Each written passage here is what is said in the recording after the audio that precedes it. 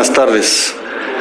Bienvenidos al seminario de la Coordinación de Ingeniería Estructural. El día de hoy el doctor Héctor Guerrero Bobadilla nos va a platicar acerca de disipadores de energía sísmica. Héctor es egresado de la Facultad de Ingeniería en su licenciatura y su maestría también aquí en la UNAM, y su doctorado lo hizo en la Universidad de Manchester, donde empezó a trabajar en estos temas. Actualmente está haciendo un postdoctorado aquí con nosotros, con la idea de que pueda ser investigador, y nos va a platicar lo que sabe del tema. Adelante, Héctor.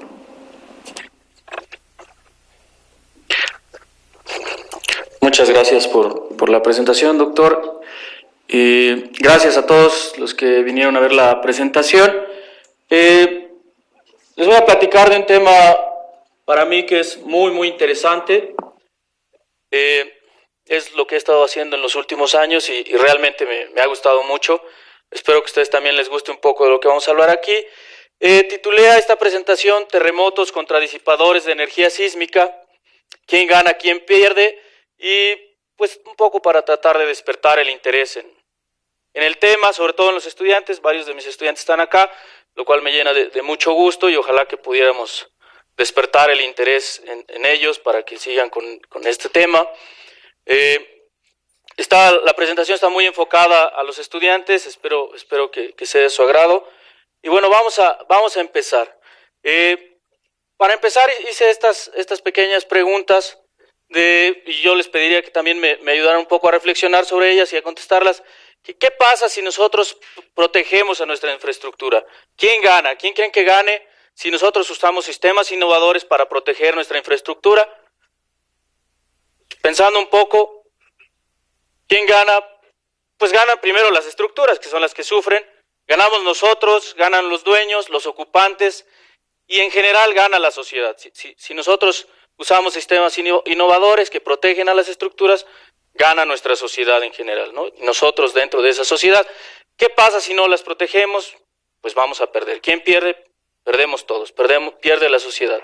Es un poco más difícil incluso buscar soluciones innovadoras, es decir, es un camino un poco más duro, un poco más difícil. ¿Por qué? Porque implica que tenemos que estudiar más, conocer un poco más, invertirle más tiempo, a veces más dinero, pero al final de cuentas hay un beneficio que se ve reflejado en la sociedad. A veces lo más fácil es irse por lo que todo el mundo hace, seguir lo tradicional, seguir métodos constructivos tradicionales, a lo mejor métodos de diseño también tradicionales, pero que a lo mejor pudieran no tener los resultados que nosotros queremos. Entonces, pues ¿quién gana o quién pierde? En general la sociedad, ¿no? Muy bien. Bueno, ¿cuál es el mensaje clave de esta presentación, o el mensaje clave que me gustaría que se llevaran? Pues es esto, que lo formulé en forma de pregunta, y es: las estructuras equipadas con disipadores de energía sísmica, ¿serán mejores que las tradicionales? ¿Cómo ven? ¿Creen que sí o creen que no? ¿Sí? Vamos a ver. Bueno, mi respuesta es sí, pero puse esto que dice casi siempre. Y ese casi siempre tiene que ver que nosotros como ingenieros tenemos que cuantificar qué tanto beneficio aportan estos sistemas de protección sísmica a las estructuras.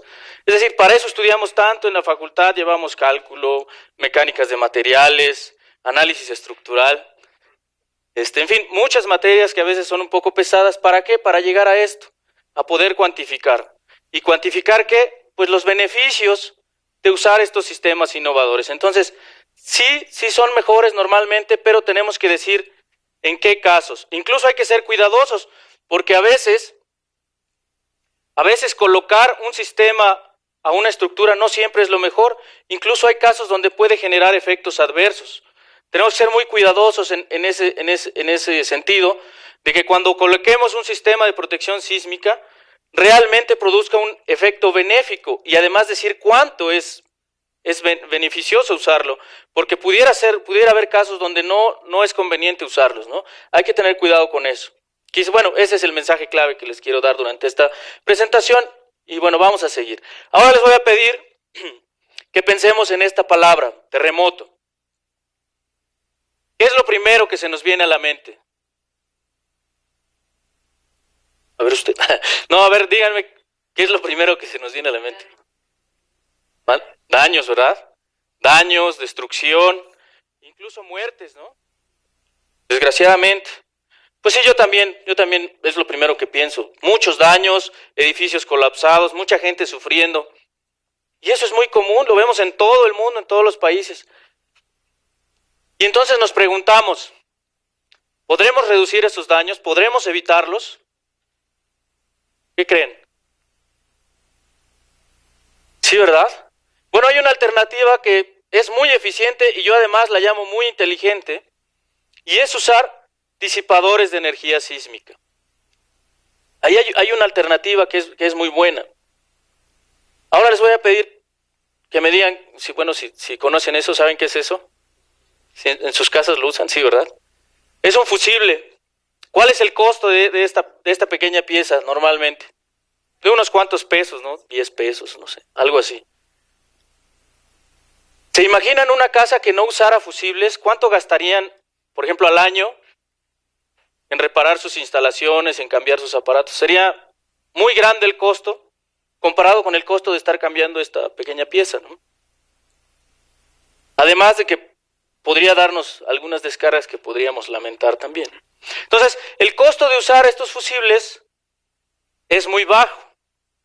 Esa es una analogía muy interesante con los disipadores de energía sísmica, que normalmente representan un costo bajo para la estructura, pero los daños que nos evitan, pues son muy grandes, ¿no? Ahora vamos a ver esto. ¿También lo conocen? ¿Los han visto? Son balatas, ¿verdad? Y van en las ruedas de nuestros automóviles. La gran ventaja de estas balatas es que son reemplazables. Una vez que se desgastan, las cambiamos. Y las cambiamos a un costo pues muy bajo. Si es un bochito, pues mucho más bajo, ¿verdad? En fin, entonces es muy bajo cambiar, el costo es muy bajo. El costo de reemplazar es muy bajo.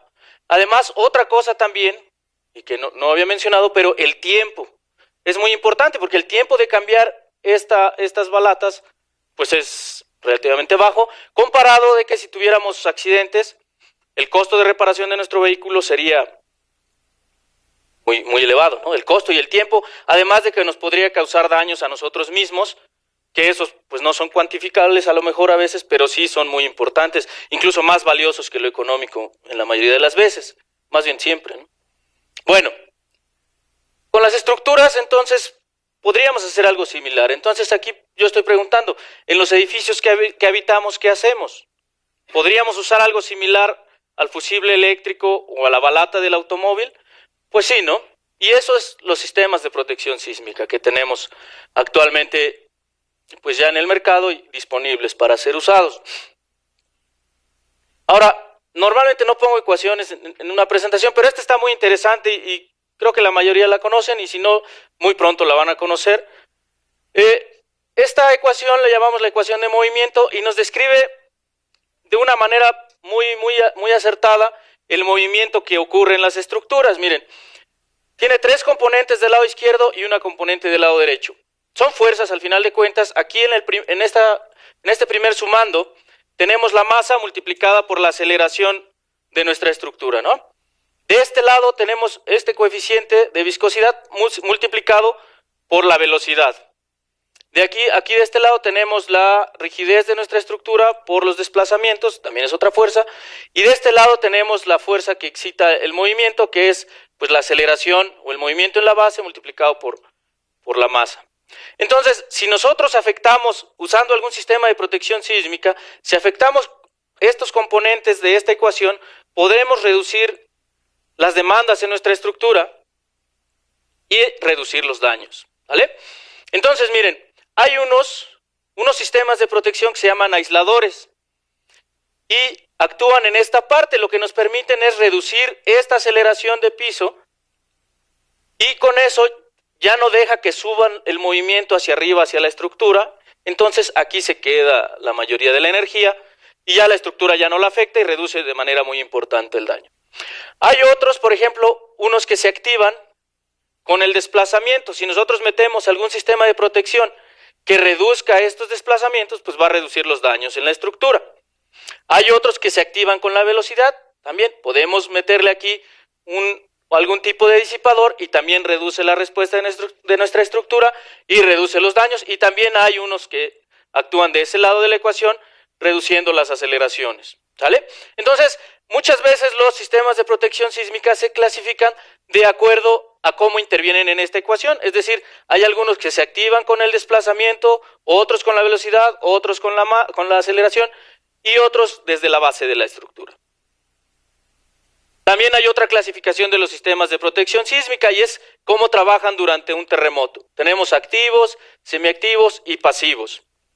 Digamos, es otra clasificación. Los activos normalmente consisten de gatos hidráulicos muy grandes que requieren de una gran cantidad de energía para tratar de contrarrestar las fuerzas sísmicas.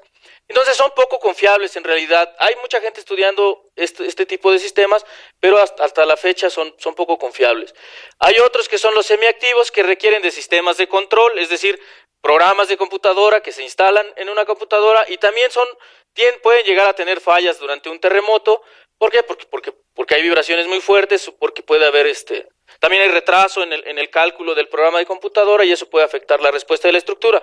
Hasta ahora los más confiables, vamos a decir, los más populares, los más estudiados, son estos que llamamos pasivos y que se instalan en la estructura y no cambian mucho sus propiedades durante un terremoto. Entonces son más confiables porque además no requieren de inyectar grandes cantidades de energía al sistema o a la estructura. Y es en los que nos hemos enfocado en realidad, o los que hemos estado trabajando aquí. Bueno, voy a poner un ejemplo de aisladores de base. Algunos de ustedes seguramente ya los conocen. Constan básicamente de una goma aquí en el centro y llevan en medio a veces algunas placas de acero o de algún metal que permiten incrementar su eficiencia. Tienen una placa abajo que se conecta a la cimentación y una placa arriba que se conecta a la estructura. Entonces, por ejemplo, si ustedes ven esta figura, pues aquí hay unos aisladores marcados en rojo. Entonces, cuando viene un terremoto, se deforman los aisladores de la base y no dejan que esas deformaciones las vibraciones suban a la estructura, la que se comporta como un cuerpo rígido arriba de los aisladores. Es decir, absorben todo aquí abajo, prácticamente todo. Después tenemos el caso cuando no los usamos. Miren, cuando no los usamos, pues las deformaciones se van hacia arriba, hacia la estructura, generando daños la mayoría de las veces. Bueno, ese es un tipo. Aquí puse un video que está en internet. En realidad los puse porque quisiera que vieran cómo es que funcionan. No sé si, a ver, déjenme ver si le puedo dar clic aquí.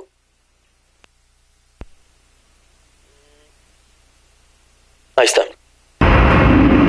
Es unas pruebas que hicieron en San Diego. La de este lado está aislada y la otra no. Miren, aquí cómo se ve el movimiento. Se queda abajo y no pasa arriba la estructura. Entonces, ahí vamos a ver el beneficio de usar ese tipo de tecnologías. ¿Cuál es mejor? Pues obviamente el que está aislado. Entonces, digamos, es un pequeño modelo, un pequeño prototipo, pero nos deja ver claramente la ventaja de usar estas tecnologías. Vamos a ver otro. Estos son amortiguadores viscosos y son muy similares a los que usamos en nuestros vehículos. Miren, en realidad son muy interesantes. Miren, llevan aquí adentro, esto que ven aquí es un tubo, es este tubo que se ve aquí afuera, y adentro tiene unas cámaras que van llenas de aceite. Esta parte que ven acá y esta se conectan a la estructura. Entonces, cuando hay un desplazamiento hacia afuera o hacia adentro, lo que pasa es que como pistón que ven acá se mueve hacia allá o hacia acá, ¿no? Se está moviendo y por estos pequeños orificios que se ven acá fluye el aceite que tiene adentro. Entonces, si el movimiento es muy despacio, la fuerza que necesitamos para mover este pistón es muy baja, realmente no es tan fuerte. Pero si es más rápido el movimiento, si lo desplazamos de manera muy rápida, ya le cuesta mucho trabajo al aceite fluir en el orificio. Entonces, ¿qué pasa? Que este movimiento, el abrir y cerrar de este pistón, depende mucho de la velocidad. Por eso, hace rato en la ecuación les decía que hay algunos que se activan con la velocidad, ¿sale? Entonces, normalmente, esto se les llama amortiguadores del tipo viscoso y tienen un fluido o un aceite dentro de ellos. Aquí hay otro video que también es muy popular. Yo me imagino que muchos de ustedes ya lo vieron. Y si no, de todos modos lo vamos a poner para que vean la diferencia entre usarlos o no usarlos. Es una mesa vibradora muy pequeña.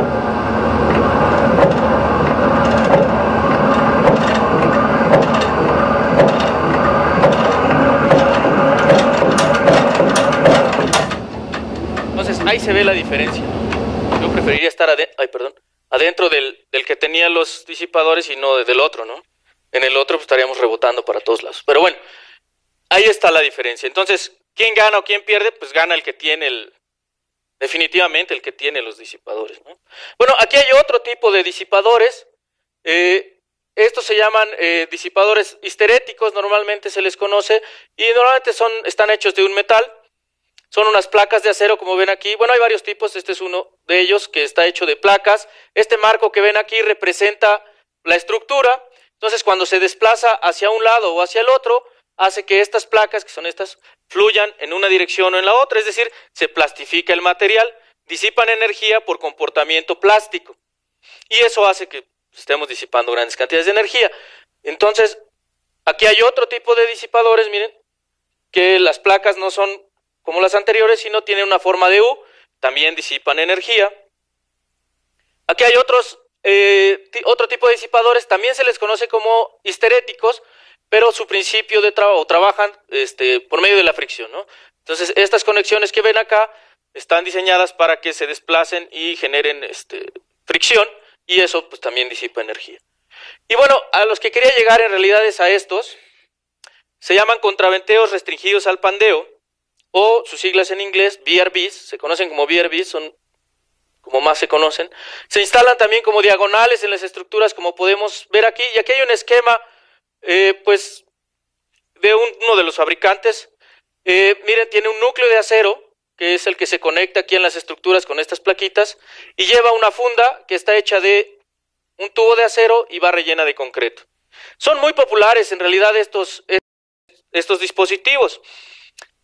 Fíjense, estuve platicando con una colega de San Francisco, que trabaja en la zona de San Francisco, en Estados Unidos, y me decía que en su oficina donde trabaja, el 50% de los edificios que diseñan ahí llevan este tipo de disipadores. O sea, son muy populares. ¿Por qué son tan populares? Porque son muy simples, como les puse acá. Y miren, lleva un núcleo de acero, es acero convencional que encontramos en cualquier lado, y una funda, como ya les había dicho, hecha de un tubo normalmente de acero, y se rellena de concreto. Entonces, el núcleo, que es de acero, se mete dentro del tubo y se rellena de concreto, como se ve acá. Se coloca un material, esto que ven en amarillo, es un material que le llamamos desmoldante, que no es otra cosa más que un material muy deformable, que evita que haya contacto directo entre el concreto y el núcleo de acero. Entonces, cuando sometemos a carga cíclica reversible este dispositivo, es decir, cuando lo estiramos o lo comprimimos, el núcleo fluye, pero no se pandea. Eso es lo interesante, no se pandea fuera de su plano. Y entonces nos da un comportamiento como esta línea que vemos en azul, es decir, en tensión hay fluencia y luego en compresión hay fluencia sin pandearse. Eso genera ciclos que llamamos ciclos de histéresis, muy estables, es decir, son muy amplios y muy estables y aguantan muchos además. Entonces toda el área dentro de esos ciclos es energía disipada.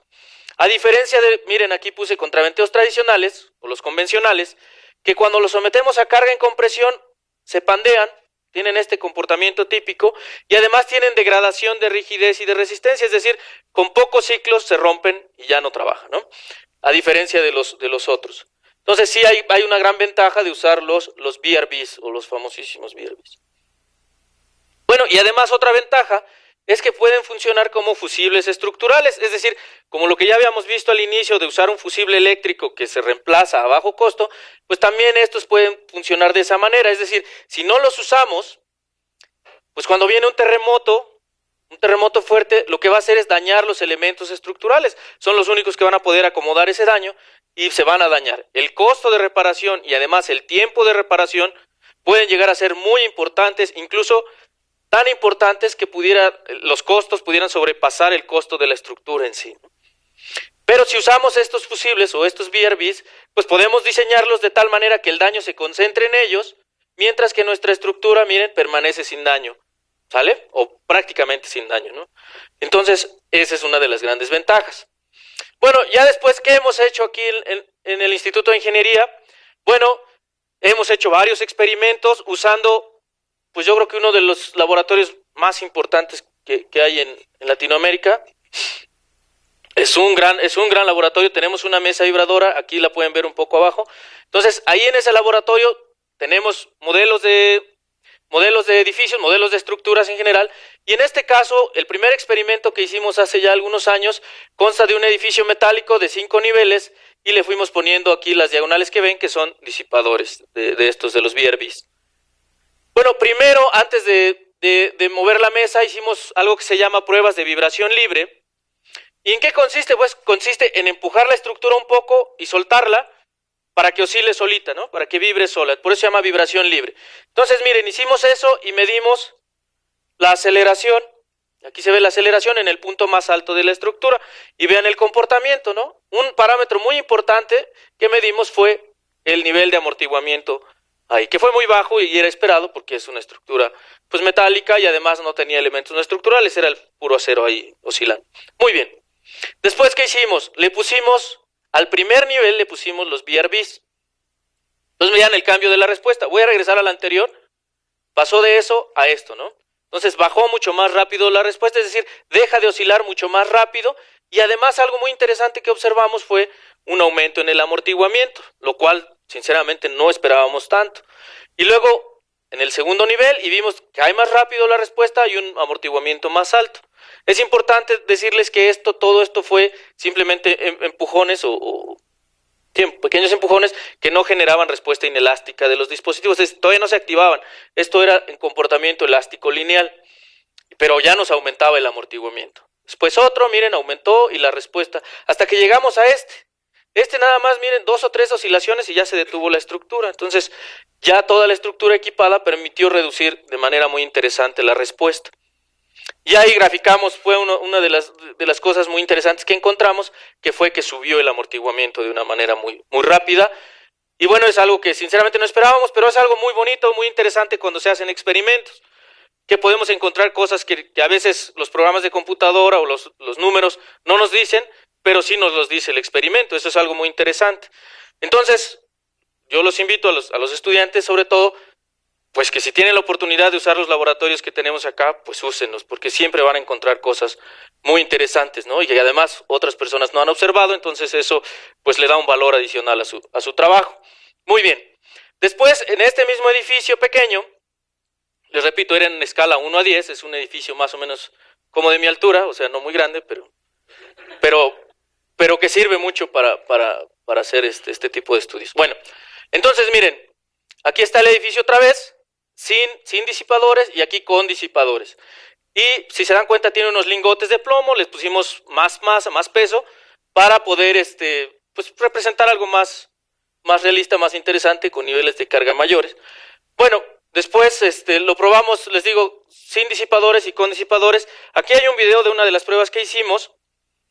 Les tengo que advertir que no se va a ver nada espectacular, no se colapsa el edificio, es nada más las vibraciones que tenemos ahí. Pero bueno, sí es interesante verlo. ¿Cómo funciona?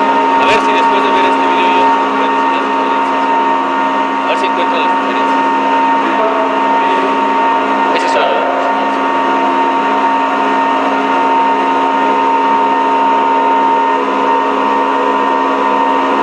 Bueno, ahí se está moviendo la base y eso hace que se mueva todo el modelo.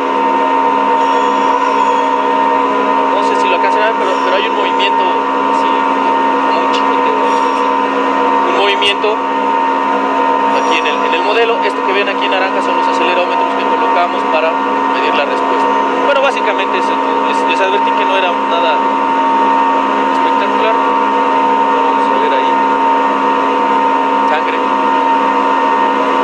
Pero bueno, esa es la prueba que hicimos. Luego otro video aquí ya con los disipadores. Quizás, bueno, SCP-2.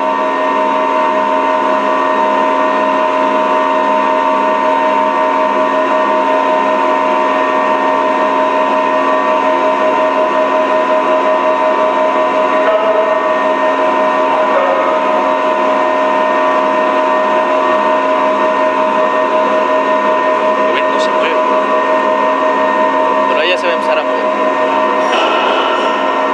Pues ahí se mueve la mesa. Pero no se ve ese chicoteo que les decía que se veía al principio.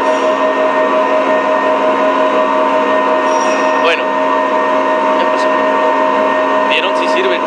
Bueno, entonces, sé que no se ve mucho, pero aquí vamos a ver cómo se midió la respuesta. Miren, ahí los aparatos nos van a decir. Entonces, estas líneas que ven en gris son los desplazamientos estimados en la punta, en la parte más alta del edificio, y los que están en negrito son los que también, pero con los disipadores de energía, ¿no? Entonces vean la diferencia es muy grande, y el nivel de daño que en una estructura ya real, pues a mí no me gustaría estar en la otra estructura, ¿no? Preferiría estar en la que está en negrita. ¿Por qué? Pues porque la respuesta es mucho menor, ¿no? Podemos comparar no solo los picos, es decir, la respuesta máxima, sino que toda la respuesta en toda la historia, y vemos que es pues muy benéfico usar estos dispositivos. Otra vez, ¿quién gana o quién pierde?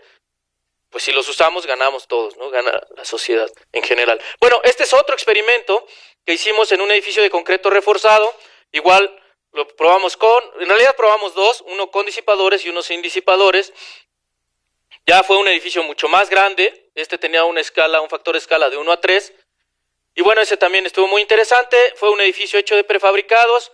¿Qué quiere decir? Que todas las piezas se fabricaron en una planta y en un transporte lo trajeron al laboratorio, y en el laboratorio se ensambló todo. Fue muy rápido, muy eficiente, eso sí tengo que decirlo.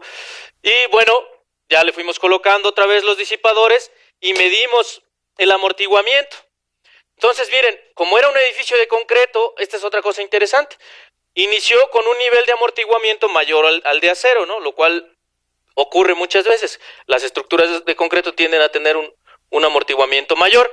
Y luego cuando fuimos poniendo los disipadores, fue incrementando el amortiguamiento. Estas pruebas que ustedes ven aquí, o estos resultados, corresponden a pruebas con vibraciones muy bajas, vibraciones que todavía no generaban respuesta inelástica ni en los dispositivos ni en la estructura. Entonces todo fue nada más para estimar estas propiedades, bueno, propiedades como esta, como el amortiguamiento. Entonces pudimos comprobar que hubo otra vez un incremento en el amortiguamiento, muy interesante. Ahí voy a poner un video de una de las pruebas ya que hicimos con ese modelo, pero ya con un terremoto, un movimiento sísmico, que en realidad es el registrado en la estación SCT durante 1985, el terremoto de septiembre del 85. Pues van a ver cómo se mueve el edificio y pues cómo funciona muy bien con los disipadores, cómo se colapsa, se ven muy interesante.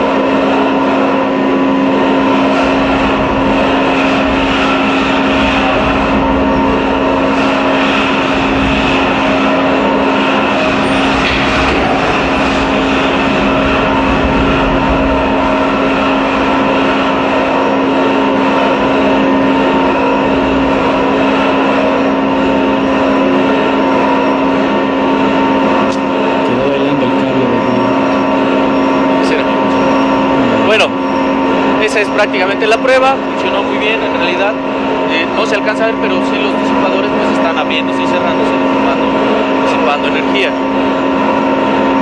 Bueno, prácticamente es toda la prueba, esa prueba. Y vemos ahí, vamos a comparar ahora la respuesta con, que es la línea negra, y sin los BRBs, que es la línea azul. Entonces si vemos otra vez, pues tan solo como comparar los picos, vemos que los desplazamientos fueron menores a la mitad, ¿no? Del orden por ahí. Entonces sí conviene usarlos. Entonces, miren, después estas gráficas también están interesantes. Hicimos las mismas pruebas que vieron ahorita, pero para varios niveles de intensidad. Primero 50, 100, 150 y 200%. Y en todas las distorsiones de entrepiso, que son las diferencias de desplazamiento entre un piso y otro, que en realidad son las que generan daño estructural, pues siempre andaban del orden de la mitad, quizás un poco menos. También los desplazamientos, ¿no? Estos son los desplazamientos máximos. Otros parámetros muy importantes son la velocidad y la aceleración de piso, que actualmente ya se están empezando a cuantificar. ¿Por qué? Porque muchos elementos no estructurales y contenidos son sensibles a estos parámetros, a las aceleraciones y a las velocidades, y muchas veces las pérdidas de esos contenidos pueden ser muy cuantiosos. Incluso el costo de esas pérdidas puede llegar a ser mayor que la misma estructura. Entonces por eso es importante cuantificarlo. Y vimos aquí que si bien no se redujeron estos dos parámetros, por lo menos no se incrementaron, lo cual también es bueno de saber, ¿no? Muy bien. Otra cosa muy interesante que encontramos en este experimento fue la degradación de rigidez. Aquí medimos o estimamos de una manera indirecta la variación de la rigidez. Entonces, la rigidez, miren, para todas las pruebas que hicimos con este movimiento sísmico del 85 de la estación SST, fuimos midiendo cómo variaba la rigidez de la estructura. Entonces, en la estructura, que es esta, sin disipadores, hubo una degradación de rigidez al final casi del 60%. Sin embargo, cuando usamos los disipadores, la degradación de rigidez fue casi del 30%, un poquito menos del 30%, es decir, más o menos de la mitad. ¿Qué implicación tiene esto? ¿Por qué es importante? Porque como es una estructura de concreto, si se degrada mucho quiere decir que tiene muchas grietas el concreto, ¿no? Entonces se va acumulando daño y entonces nuestra estructura podría vivir menos que la otra. Es decir, si usamos disipadores, podríamos prolongar la vida útil de nuestra estructura. En lugar de usarla nada más 50 años, que es normalmente lo que consideramos como vida útil, a lo mejor la podemos usar 100 años. Van a decir, ¿y eso qué? Bueno, son otros 50 años que podemos estar rentando nuestra estructura y nos está generando dinero, o además usamos menos recursos de la naturaleza, esa es otra, ¿no? Si prolongamos la vida útil de nuestra estructura, pues dañamos menos al planeta. Es decir, ¿por qué dañamos menos? Pues porque producir materiales genera contaminación, entonces si prolongamos la vida útil de nuestras estructuras, contaminamos menos el planeta. Entonces eso es muy interesante también, es una implicación muy interesante. Bueno, vamos con otro experimento. Este fue el tercero que hicimos en la mesa vibradora y lo hicimos para indagar un poco más en esos incrementos de amortiguamiento. Quisimos evaluar más, a ver qué está pasando. Entonces, miren, fabricamos estos marcos simples de un nivel y un claro nada más, y son 5, como pueden ver aquí, son los blancos que están aquí, son 5 en paralelo, y en paralelo están conectados con estas losas, que son un poco grandes, losas muy rígidas, que conectan a todos, así que todos trabajan en conjunto, ¿no? Bueno, hicimos varias pruebas. La primera fue sin nada, sin ningún disipador ni nada, nada más los puros marcos. Les pusimos ahí un ruido blanco, se llaman, que son vibraciones aleatorias nada más, y de muy baja intensidad para medir sus propiedades del modelo. Después le instalamos solo un contraventeo convencional, es decir, no disipadores sísmicos, sino nada más una diagonal ahí convencional de las que normalmente se usan. Y ya después quitamos ese convencional y metimos un disipador. Luego quitamos ese y pusimos 2, y luego 3, y luego 4, y luego 5. O sea, fuimos incrementando el número de dispositivos. Y miren, una de las propiedades más interesantes que quisimos evaluar fue esta. Perdón que está en inglés, pero es el amortiguamiento, ¿no? El porcentaje de amortiguamiento. Entonces, aquí están 7 pruebas que hicimos. Las primeras 2 corresponden, primero, al marco sin nada, o sea, los puros marcos. Y vean, el nivel de amortiguamiento fue muy bajo, menor al 1%, lo cual también ya esperábamos por experiencias previas. Después la prueba 2, que fue con una diagonal convencional, o sea, con un contraventeo convencional, hecha con un tubo cuadrado hueco. Pues miren, no aumentó el amortiguamiento, se quedó en esos niveles, ¿no? Pero cuando pusimos los dispositivos, que son todas estas pruebas, aumentó mucho el amortiguamiento, que ya de los experimentos anteriores ya lo esperábamos un poco.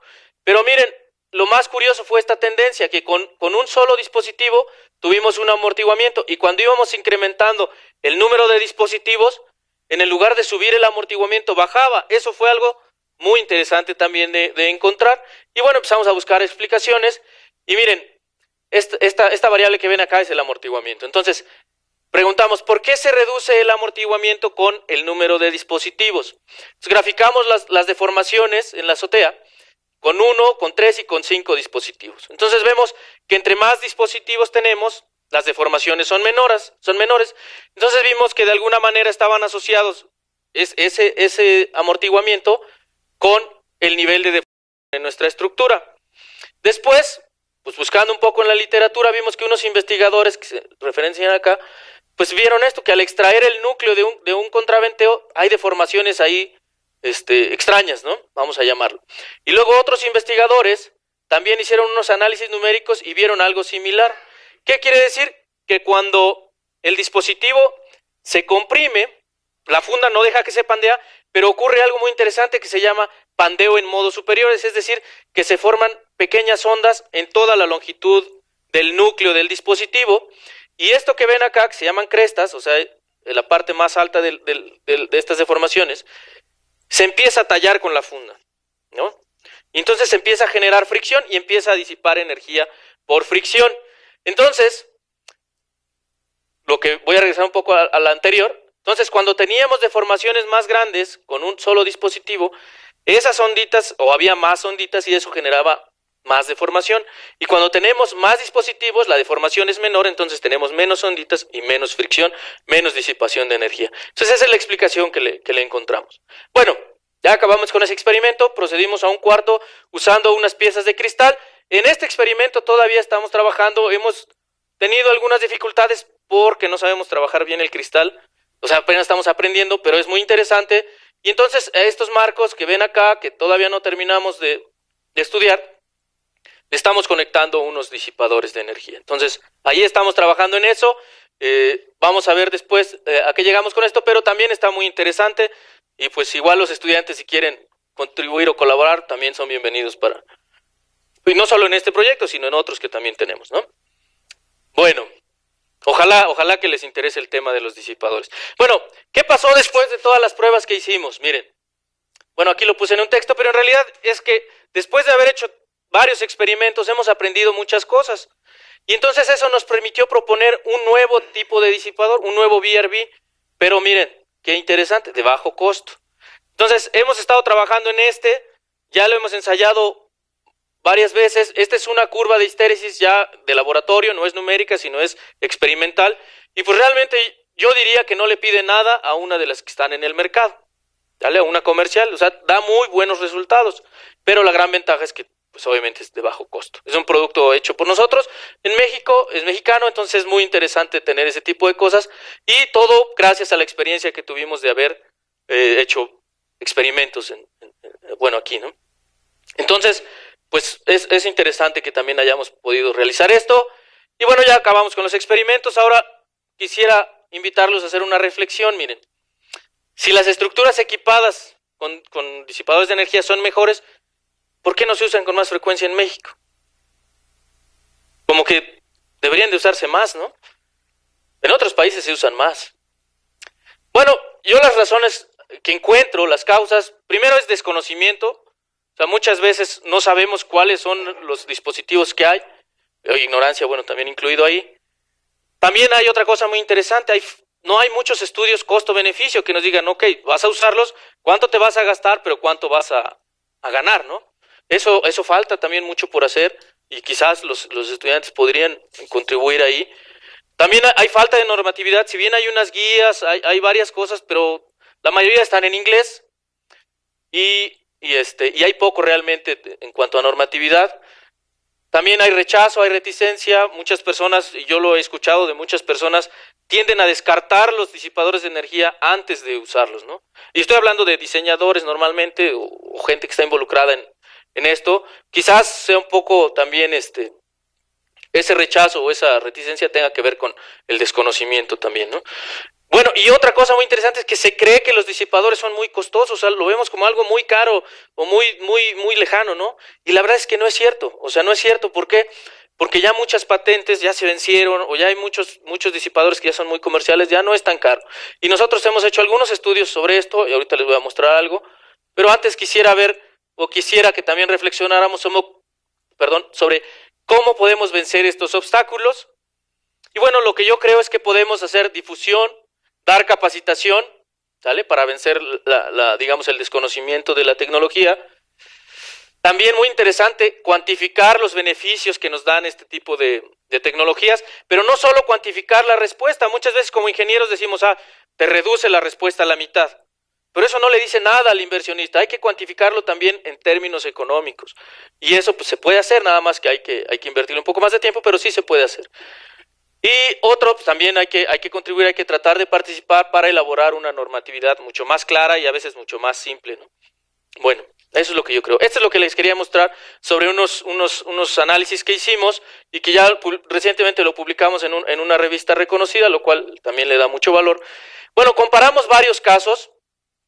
Miren, de este lado pusimos costos iniciales y de este caso sumamos los costos iniciales más las pérdidas probabilistas traídas a valor presente, ¿no?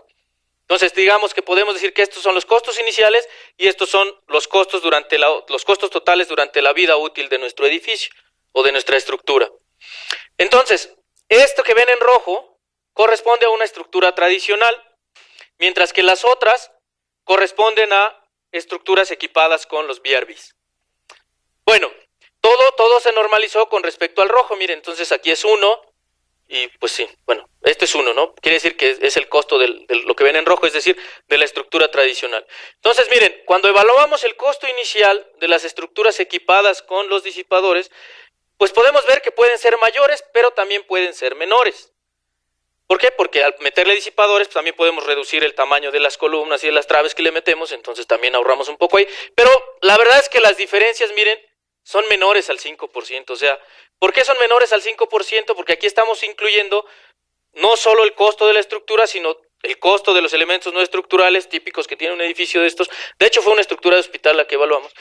Y el costo de los contenidos también, ¿no? Entonces, cuando incluimos todo el costo total de nuestra estructura, es decir, incluyendo contenidos y elementos no estructurales, pues las diferencias tienden a ser muy bajas, realmente. Entonces, ¿es muy caro meter disipadores? Pues la verdad es que no, porque el costo es menor al 5%, las diferencias son menores al 5%.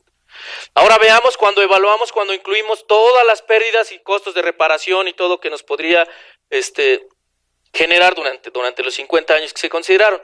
Entonces, miren, la más cara fue la estructura tradicional, ¿vale? Y las más baratas invariablemente son las que tienen los disipadores. ¿Por qué? Porque ahí está incluido el tiempo de reparación también, que también es importante. Porque estas, pues realmente nada más es llegar, quitar tornillos y meter un nuevo fusible.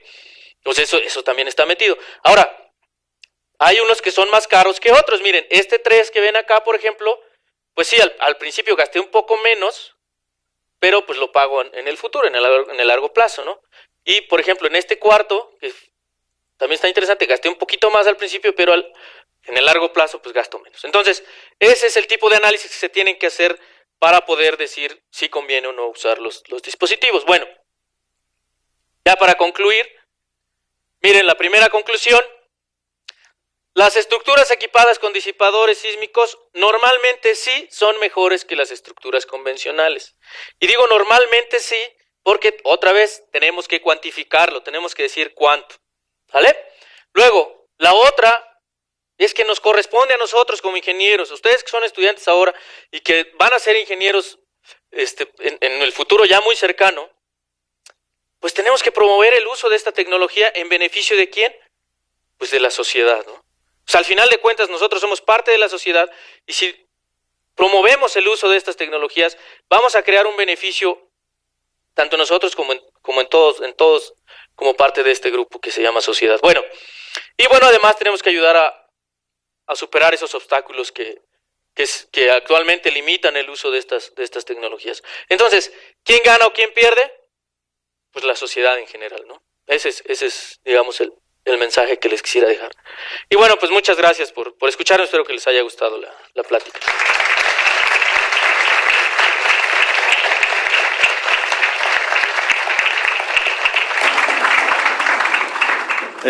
Gracias por su plática, doctor Guerrero. Nos queda tiempo para algunas preguntas. Si alguien gusta, dudas, profesor Neftalí.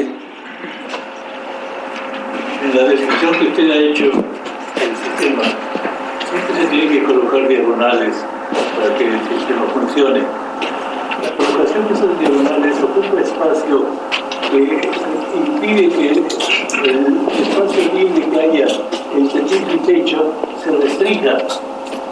Eso podría ser una limitación para este tipo de dispositivos, puesto que en muy buenas ocasiones se requiere el espacio libre para tratar de establecer que no haya ningún tipo de restricción a la habitabilidad de las construcciones. ¿Ha pensado usted en cómo poder restringir este proceso vamos a llamar, de limitación del sistema que están ustedes proponiendo? Sí, definitivamente, gracias por su pregunta, es muy interesante y la verdad es que mucha gente la ha hecho también. Sí, es una limitante que se coloca en las diagonales y se restringe la libre circulación, ¿no? Muchas soluciones, pues muchas personas muy ingeniosamente tratan de acomodarlas en lugares donde no causen esos problemas, sobre todo, por ejemplo, en los cubos de elevadores o en las esquinas de los edificios donde a lo mejor no se requiere, pero sí es un problema también que se tiene que ir trabajando tanto con el arquitecto como el ingeniero, el dueño, donde podríamos interferir menos, ¿no? Pero sí es un problema que, pues, depende de cada caso, pero sí se tiene que resolver. Es una limitante, sí, hasta ahorita sigue siendo una limitante y yo creo que siempre lo va a ser, pero siempre se pueden buscar soluciones, ¿no? Al final de cuentas. Sí. Espero haber contestado su pregunta. ¿Había otra pregunta por acá? ¿Alguien? Doctor Pozos. Gracias. Gracias. Felicidades, Héctor. Está muy interesante lo que has presentado. Por ejemplo, a los que no tenemos experiencia en el uso de esta tecnología, no sé si podría resumir así en unos cuantos líneas el procedimiento que se tendría que seguir para el diseño de estos dispositivos. Supongo que tú decides, no sé, el desplazamiento, la respuesta que necesitas de la estructura y con base en eso los vas a diseñar. Sí, gracias, muy interesante la pregunta. La verdad es que hay dos formas de diseñarlo. Uno usando los métodos tradicionales y otro usando métodos más recientes, más innovadores. Hay una desventaja con los métodos tradicionales que básicamente se basan en las rigideces, ¿no? En proporcionar el tamaño de estos disipadores en función de la rigidez. Pues como van en diagonales tienden a ser muy rígidos y por lo tanto dan secciones muy grandes, lo cual a veces no es bueno porque le metes mucha carga a otras partes como a donde se conectan, a las conexiones. Una de las, digamos, mejores formas de diseñarlo es usando metodologías basadas en desplazamientos, en el control de los desplazamientos, como ya lo decías. Nosotros acá, junto con el doctor Terán también, que ha trabajado mucho en esto, hemos propuesto algunas serie de metodologías basadas en desplazamientos que precisamente nos permiten ver, a ver, qué nivel de desplazamiento es el más adecuado, o sea, depende de otras cosas, pero muchas veces limitamos el desplazamiento para que no haya daño en la estructura principal y nada más a partir de ahí diseñamos el dispositivo para que fluya antes de ese nivel, mucho antes de ese nivel de desplazamientos y entonces ya se concentre el daño en los dispositivos. Sí, básicamente es eso. Tenemos un límite de desplazamiento, empezamos con ese límite empezamos a ver cuáles son las mejores características del dispositivo y además otra cosa interesante, con estas nuevas metodologías uno puede decidir cuánto quiere que participe la estructura y cuánto los dispositivos. Es decir, yo podría decir, quiero que tomen 50-50 y con eso veo la eficiencia. O veo el costo de mi estructura, o cualquier variable que a mí se me ocurra. Digo, bueno, tengo esas. Después cambio, por ejemplo, 70% la estructura y 30% el dispositivo y veo mi costo, por ejemplo. Y luego al revés y así. Pues puedo evaluar varios escenarios y decidir cuál es el más conveniente. Es una de las grandes ventajas, ¿no? Que con estas metodologías nuevas basadas en desplazamientos. Ese sería el camino más adecuado para mí. Gracias. ¿Alguna otra pregunta? Okay. Buenas tardes, Juan Carlos Delgado. Oye, una pregunta. Una de las condiciones básicas para hacer la revisión de la estructura ante este tipo de cosas es cuál es el sismo de diseño que ocupas. Normalmente se ocupa a nivel mundial un sismo de servicio y un sismo de diseño. El dispositivo tiene que tener un comportamiento estético adecuado entre estos dos parámetros. Y finalmente el dispositivo se prueba a 1.5 veces del sismo máximo de diseño. ¿Ahí qué recomendación haces tú? Sí, bueno, para el sismo de diseño, depende también de la metodología que estemos usando, ¿no? Si estamos usando las metodologías tradicionales del reglamento, pues usamos el espectro del reglamento. Y si usamos estas innovadoras, usamos ya sea espectros de respuesta o registros sísmicos en realidad, y los escalamos al nivel que, de acuerdo a la sísmica. O sea, en realidad tendríamos que ver cuál es el nivel la intensidad local, ¿no? La amenaza local donde va a estar el edificio, y con base en eso ver, pues decidir cuál es el nivel de intensidad para el cual vamos a diseñar. Ahora, los dispositivos sí se recomienda efectivamente que se ensayen a un 50% más de la demanda máxima a la que van a estar sometidos, ¿no? Para tener ahí un margen de seguridad. Eso sí es bueno hacerlo, es recomendable hacerlo. Y sobre todo lo que a mí me gusta mucho es hacer una evaluación del desempeño de la estructura para hacer varias simulaciones de terremotos, ¿no? De movimientos sísmicos, para varias intensidades. Entonces, eso obviamente requiere más tiempo, más esfuerzo, pero nos da una ventana, o más bien una visión mucho más clara de qué es lo que le va a ocurrir a la estructura durante terremotos de distinta intensidad, y además nos permite evaluar, por ejemplo, en qué momento empiezan a disipar energía, ¿vale? Y a qué nivel de intensidad, por ejemplo, voy a tener que reemplazarlos. Porque hasta ahorita, por ejemplo, un estudio o estudios que faltan, es decir, en qué momento voy a tener que reemplazar el dispositivo, ¿no? No es claro saber cuándo. Sin embargo, si yo hago ese tipo de análisis, puedo llegar a decir, bueno, mira, si tengo una intensidad de este nivel, entonces ya puedo decidir ya reemplazarlo, ¿no? Y también eso es algo muy interesante, o sea, no sabemos, en realidad todavía falta esa parte estudiarla, cuándo se tienen que reemplazar, porque si se dan cuenta lleva una funda, y la funda no deja ver físicamente el núcleo, ¿no? Entonces sí, todavía hay mucho por hacer, pero sí, definitivamente hay que trabajarle. Pero esos análisis son buenos para eso. Sí, adelante. Mi pregunta sí va un poco enfocado hacia a la analogía del fuse, del fusible, precisamente por lo que acabas de comentar. Un fusible estructural o un eléctrico se cambia cuando hay una descarga. Entonces, si hacemos la analogía del fuse, es después de un sismo hacemos el cambio. Como tú dices, lo acabas de platicar, ya dijiste, no necesariamente sabemos en qué momento podemos cambiar este fusible, si hay que cambiar algunos, todos, un porcentaje de la estructura, ¿no? Por eso no me gusta a mí mucho esa analogía, porque siempre han salido esas preguntas, ¿no? Si es un fusible, ¿lo cambio inmediatamente después de un sismo?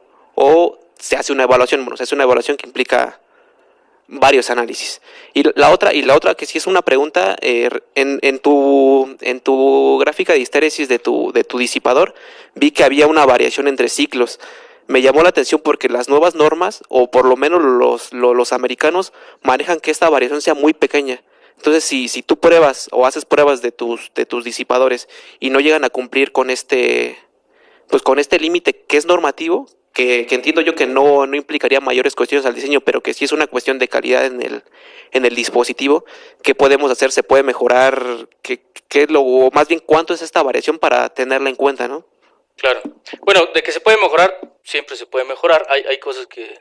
Sí, digamos, esta prueba que estoy mostrando acá, son desplazamientos quizás poco controlados, porque los hicimos manuales, no los controlábamos muy bien. Entonces, aquí sí hay una variación, si se dan cuenta, en el nivel de desplazamiento, ¿no? Lo cual se puede controlar muy poco.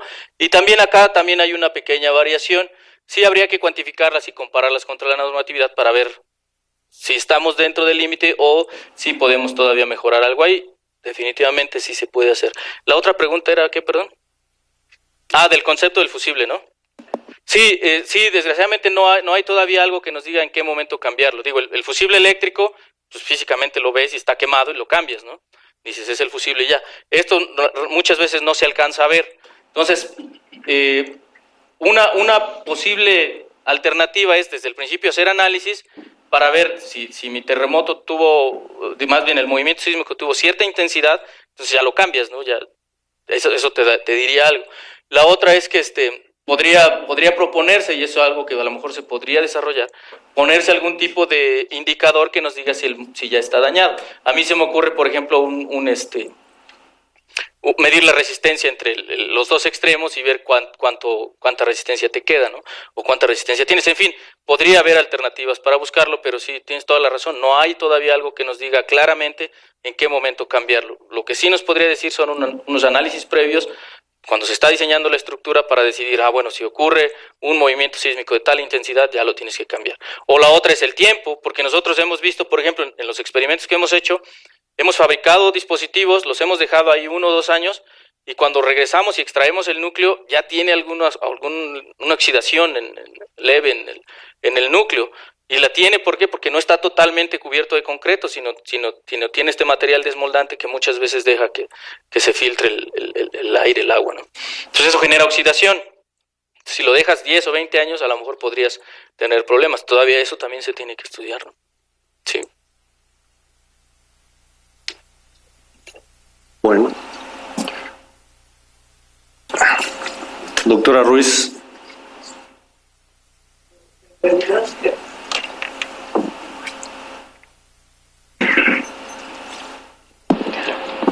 Bueno, quisiera felicitarte porque sí hace mucha falta hacer difusión y creo que ahorita has motivado bastante a los muchachos, a los estudiantes en este tema y hace falta que mucha más gente esté metido en el problema. Creo que, bueno, quiero felicitarlos a los dos, también a José Alberto Escobar por estar llevando a cabo estudios experimentales en México, que hay muy poco, y estar usando la mesa vibradora y darle impulso en esta área. Ese es en primer lugar, quisiera hacerte esa felicitación, hacerles esa felicitación. Y solamente unos comentarios. En cuanto a la invasividad de los diagonales, sí hay un doctor mexicano que publicó en Earthquake Spectra distintas maneras de colocar los disipadores en forma de arco, el profesor Neftalí, para no invadir los pasos, ¿no? En cuanto a los métodos de diseño que preguntó Pozos, yo quisiera mencionar que la CFE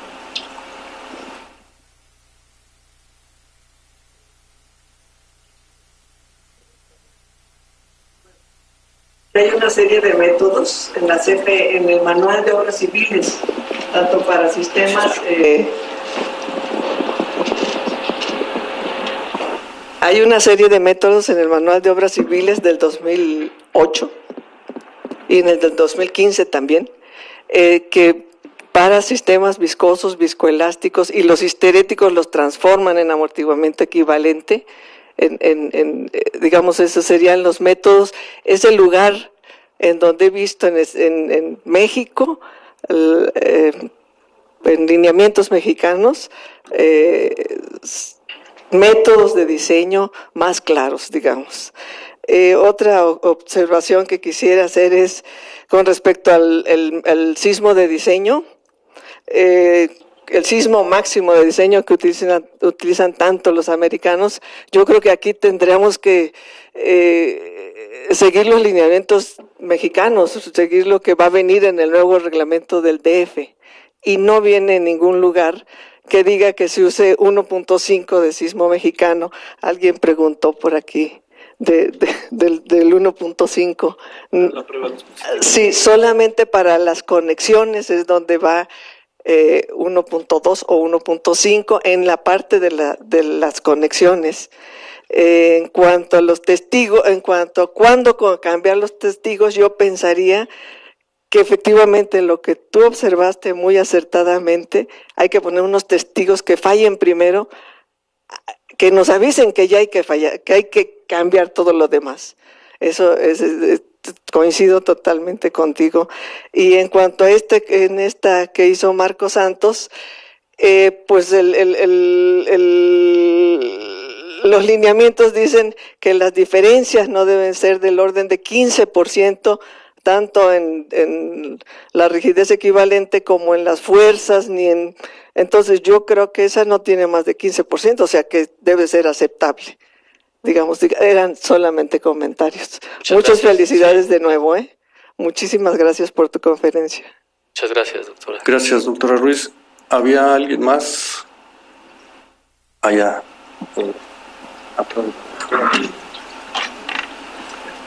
Doctor, muchas gracias. Nada más una acotación sobre el tema.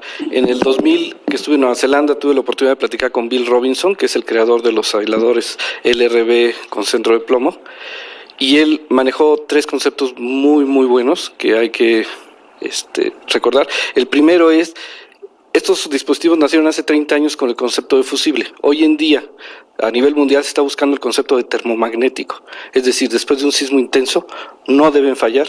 Por eso se prueban a 1.5 veces el sismo máximo de diseño. Y la segunda acotación, él decía que no nos quedáramos atrapados en el material, que él pensó en el plomo y en el neopreno, después se ha pensado en los amortiguadores viscosos, se ha pensado en silicones, incluso dentro de aceite y silicones, y lo que él comentó esa vez en el Congreso sería no quedarnos atrapados en el material, sino en el concepto. Y un último detalle a base de toda la experiencia de estos años que se ha desarrollado el aislamiento es que es más fácil que un ingeniero estructurista aprenda finanzas a que un financiero aprenda ingeniería estructural. No debemos quedarnos solamente con los beneficios, sino hacer la corrida financiera completa y manejar los conceptos tanto de business interruption como de costo total de propietario, y veremos que estos dispositivos están mucho más que justificados. Sí, muy acertado, sí es cierto, eso tenemos que hacerlo. No nos gusta a veces a los estructuristas meternos en cosas económicas, pero no es la primera vez que oigo eso, que el estructurista es muy fácil que aprenda finanzas a que un economista aprenda estructuras, ¿no? Entonces sí estoy de acuerdo, coincido con usted. Además también lo del material, estos dispositivos que están hechos a base de un núcleo de acero, bueno, son los más populares por su simpleza, porque el acero está muy disponible en todos lados, pero digamos el límite es nuestra imaginación, ¿no? Podríamos usar muchos materiales que nos den una gran respuesta. Apenas también escuché a un conferencista en el Congreso Mundial de Ingeniería Sísmica que decía, actualmente hacer una cuantificación de la cantidad de dispositivos que hay en el mercado es imposible. O sea, hay muchos dispositivos de protección sísmica. Entonces, más bien tenemos precisamente a ver los conceptos, ver cómo se activan, si son viscosos con la velocidad, si son dependientes del desplazamiento, si son aisladores de base, es decir, entender bien sus principios y aplicarlos, promoverlos, y hacer el costo-beneficio, ¿no? También eso es definitivo, se tiene que hacer. Gracias, sí. Hola, hay otra pregunta y luego otra y otras. Adelante. Hola, profesor.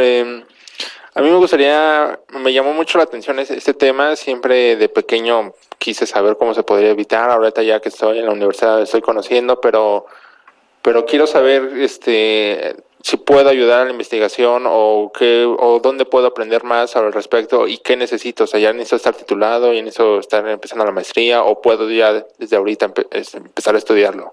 No, pues bienvenido. La verdad es que qué bueno que te sientas motivado, y todos los estudiantes son bienvenidos.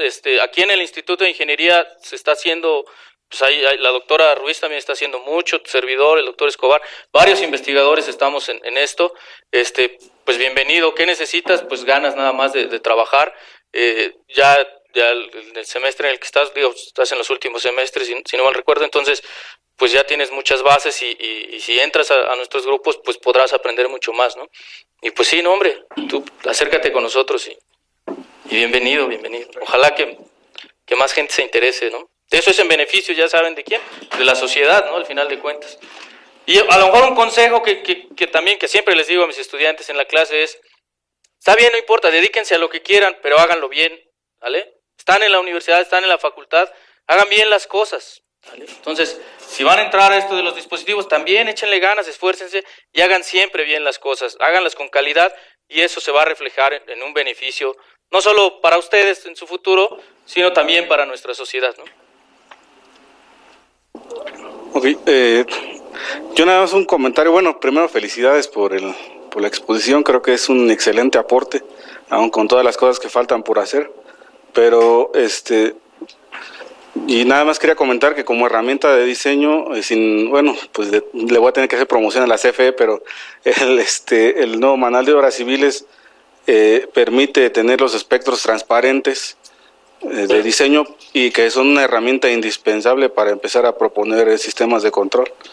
Entonces, decir no eso, obviamente que para el diseño final necesitamos un estudio de sitio, ¿no?, de la sismicidad local, pero a manera de prediseño y para empezar a proponer es una excelente herramienta para empezar a hacerlo. El otro comentario nada más era también con lo de la variación que comentaba el compañero, es que en el Eurocódigo pues hasta admite variaciones de hasta el 20%, ¿no?, en el caso de aisladores sísmicos. Entonces sí, se ve muy bien la gráfica, Gracias. Creo que está muy bien. Sí, muchas gracias. Muy acertados sus comentarios. El DCF, el manual, sí, yo también he usado el programa que viene con el manual y tiene toda la razón. O sea, es una maravilla porque nos permite generar espectros compatibles con la amenaza local y además registros sísmicos, si no mal recuerdo, ¿no? Sintéticos o artificiales, según yo. Pero bueno, sí es una buena herramienta. Bueno, parece que ya no hay más preguntas. Agradecerle al doctor Guerrero, entregarle su reconocimiento. Muchas gracias. Gracias. Muchas gracias a todos.